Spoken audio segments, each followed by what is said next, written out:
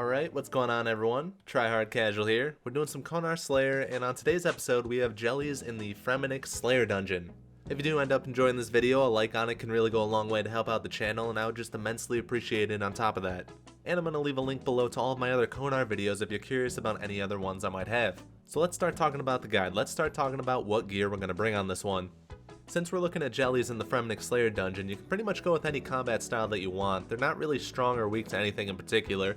Usually in these situations, I just like to bring whatever I want to train, so I'm going to be bringing melee for this task. I'll throw down some options on screen, but Jellies do attack with magic-based melee, which means they're going to attack with melee attacks, but the damage it does is going to be based off of your magic defense, which is a little different, it's a little strange compared to most monsters.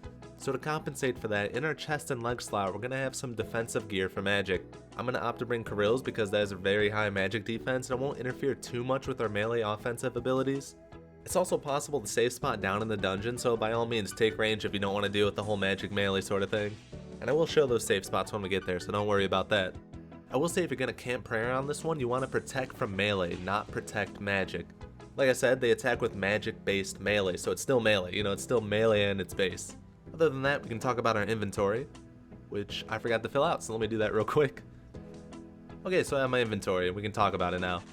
I'm going to bring a Ceridome and Godsword as my spec weapon. If you can't afford one, I know it's a little bit on the expensive side, you can just bring a Dragon Dagger. That's going to be more than okay, it's going to get the job done.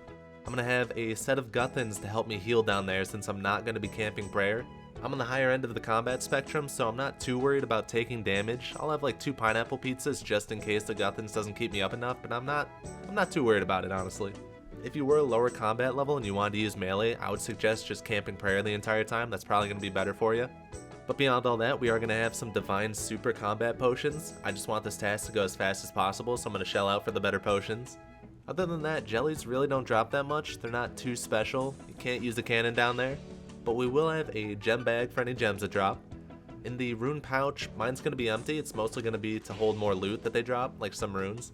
You could take high elk runes. I'm not going to bother with it because they're really, like I said, they don't really drop too much stuff, so I don't think it's even worth taking high elk runes. To help us get there, we will have a Draymond Staff, and to get out, we're going to have a house teleport. So looking at the map, it's not too hard to get to the Fremennick Slayer dungeon.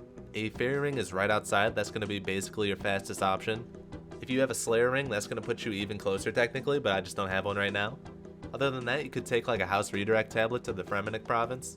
And if you don't have any of those, and I guess as a last resort, you can take like a Camelot teleport and run up north from there, but it's going to be a distance. It's going to be a fair distance for you.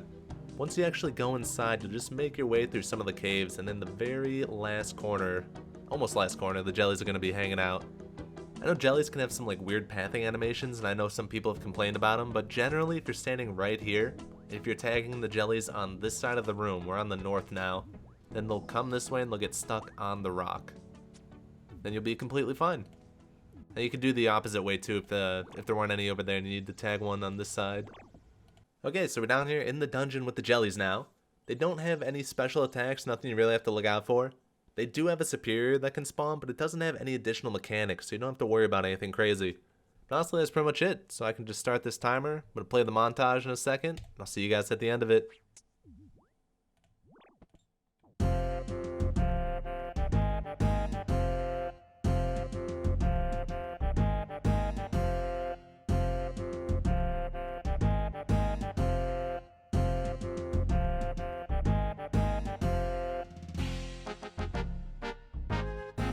Alright, we're all done with the Jellies. Took us 33 minutes, so it's pretty quick. It's a pretty quick task, I would say.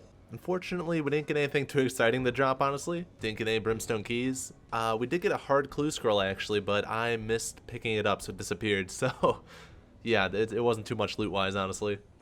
Experience-wise, I think we did alright. We got 11k for around 30 minutes. So for just single combat, I think that's not too bad, honestly. But that's it for this one, guys. I honestly don't have too much more to say. Sub to the channel, like my stuff, if you'd so please, it would be awesome. But that's it. So I hope you guys have a wonderful day, and I will see you next week for the next video.